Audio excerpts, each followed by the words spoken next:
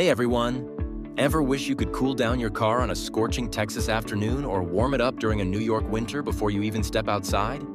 Using your key fob for a remote start is a total game changer for convenience and comfort.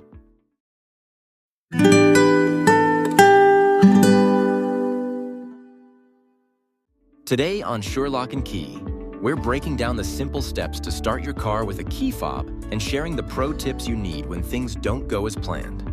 It's easier than you think, but the sequence matters. Step 1. Lock the vehicle. Most systems require the car to be locked first. Press the lock button once. Step 2. The remote start button. Look for the circular arrow icon. Press it once briefly, then immediately press and hold it for 3 to 5 seconds. Step 3. Watch for signal. Your parking lights will usually flash or the horn will honk to confirm the engine is running. Step 4. Entering the car.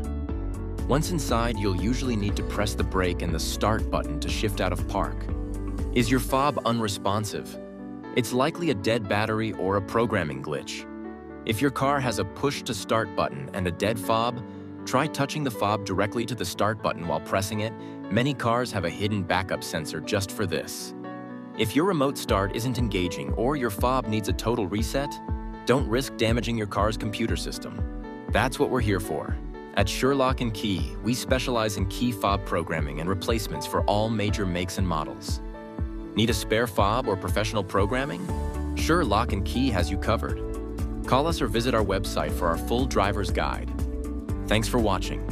If this guide helped you, give us a thumbs up, subscribe, and hit that bell for more automotive and home security tips.